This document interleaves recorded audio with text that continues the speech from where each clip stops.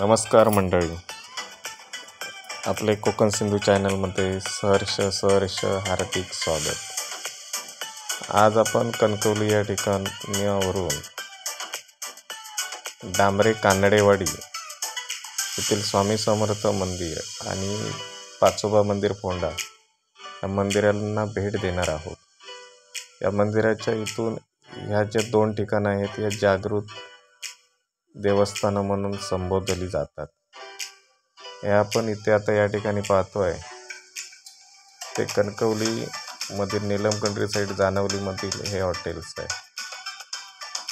तसेच आता यापुढे आपण ह्या रस्त्याने एक 8 किलोमीटर अंतरावरती पाचोबा देवस्थानचं मंदिर असेल, त्या ठिकाणी आम्ही तुम्हाला घेऊन चाललोय।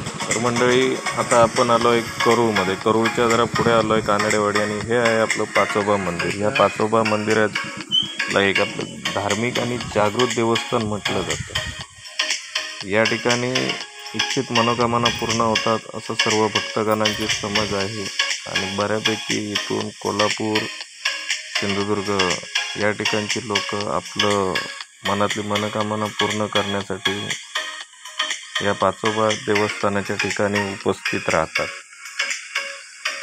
या ठिकाणी एका झाडाला असे बरेच ज्या मनातल्या इच्छा असतात त्याची प्रतिकृती टाईप असं काही नाही काही जे इच्छा पूर्ण करतात ते इच्छा देवाजवळ मागणी करतात, ती इच्छेचं एक फलित म्हणून तिथे एक प्रतिकृती लावतात।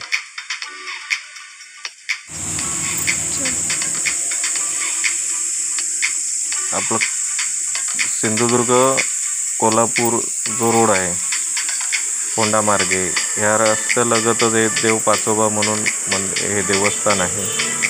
या ठिकाणून एंट्री केल्याच्या नंतर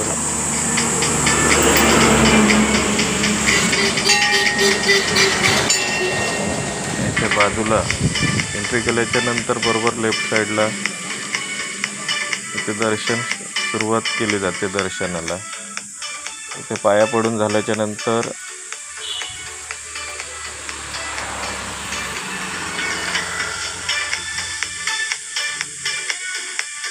मेन जे देवस्थान म्हणतो आपण ते या बाजूला इथे बघायला गेलात तर नेहमी गर्दी असते, वर्दळ असते चालू।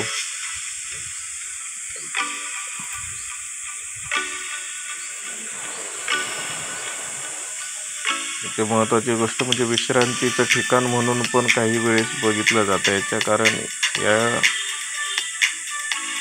धार्मिक स्थळामध्ये गेल्याच्या नंतर मन समाधान प्रसन्न होते। इथे एक जी व्यक्ती आहे ती नमस्कार करते आहे, तिथे आपल्या मनातील मनोकामना इच्छा ज्या असतात त्या मागायच्या असतात असा एक समज आहे। धार्मिकतेने नटलेलं हे असं इथलं हे ठिकाण आहे।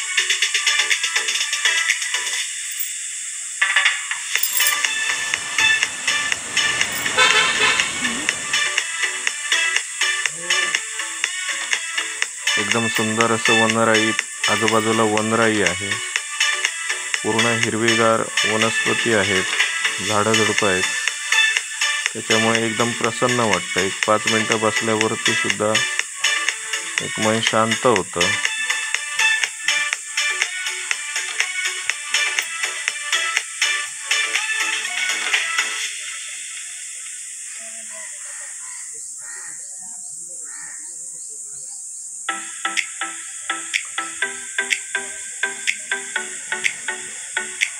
हे बघ इथे सुंदर वाटतंय। हे बघा, हे असं मनातली मनोकामना पूर्ण करण्यासाठी इथे छोटी पाळणी वगैरे बांधलेली आहे। काही ठिकाणी घराची प्रतिकृती केलेली आहे।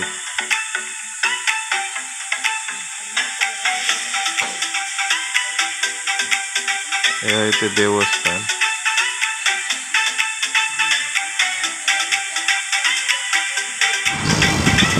आता आपण तिथून सरळ चाललो आहे होंडा या ठिकाणी. एक होंडा बस स्थानक आहे.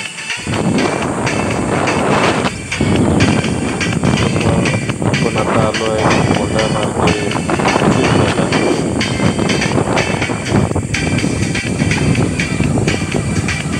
चिरण्यामध्ये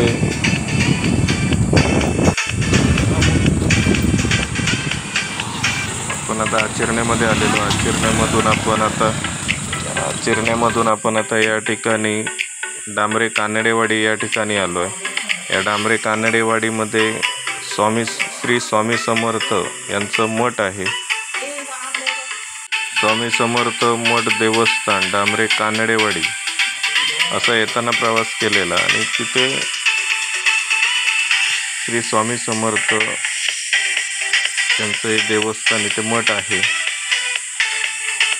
बऱ्यापैकी मोकळी जागा आहे. वातावरण एकदम प्रफुल्लित होण्याचं ठिकाण आहे. मन समाधान होतं या ठिकाणी. या ठिकाणी खरंच अवश्य भेट द्या.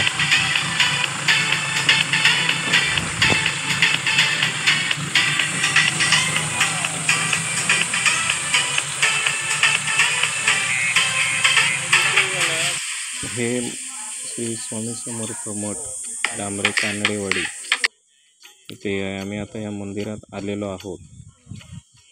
तसेच आजूबाजूचा परिसर एकदम स्वच्छ आणि नीटनेटका साफसफाई असते. हे इथे औदुंबराचं झाड आहे दर्शनी भागाला. ते दर्शन घेतल्याच्या नंतर आम्ही सरळ चालत मंदिराच्या लेफ्ट साईडला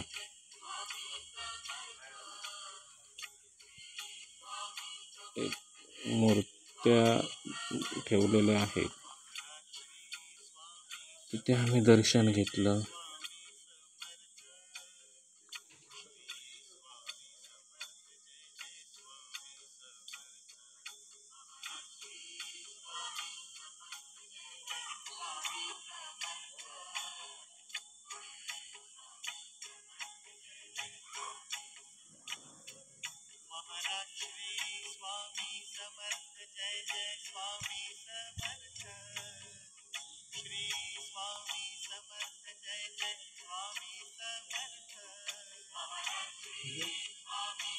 तदनंतर मंदिराचं मुख्य प्रवेशद्वार आहे. या प्रवेशद्वाराने आतमध्ये आम्ही एंट्री केली.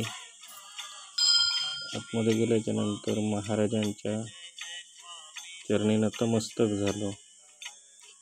एकदम वातावरण असं प्रसन्न असं वातावरण या ठिकाणी आहे.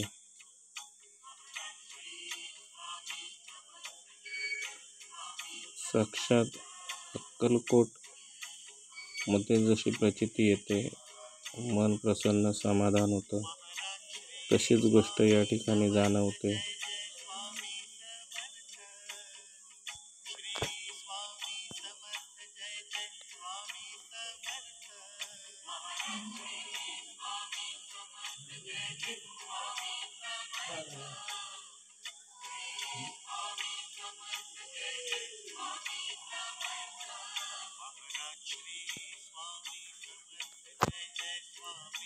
मंदिराच्या राईट साईडला काजूची बाग आहे. कोणाची काही माहीत नाही, परंतु एक चांगलं निसर्ग सौंदर्य असं हे ठिकाण आहे. प्रसन्न वातावरण, प्रफुल्लित मन अशा गोष्टी या ठिकाणी अनुभवायला मिळतात. मंदिराचा जो परिसर आहे तो पण मोठा आहे.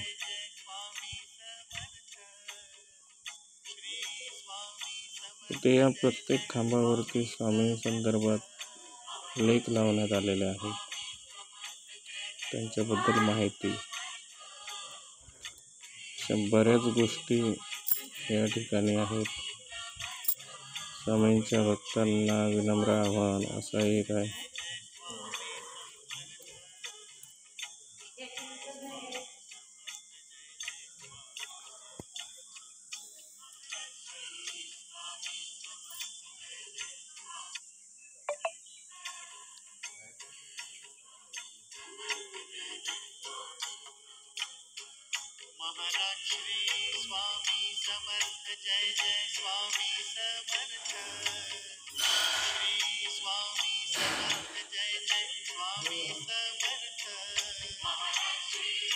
नैवेद्य सेवा आहे.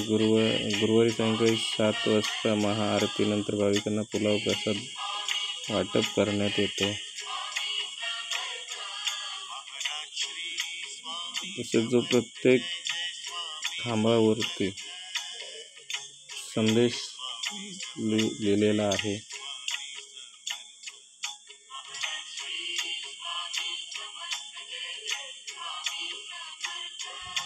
स्वामींची भक्ती तेव्हा शक्य होते जेव्हा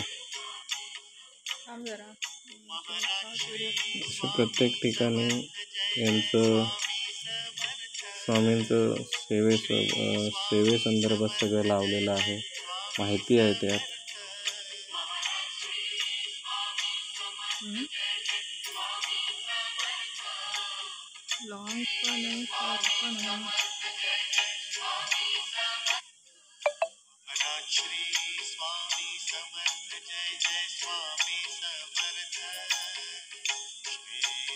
ते लघुरुद्र वगैरे केला जातो.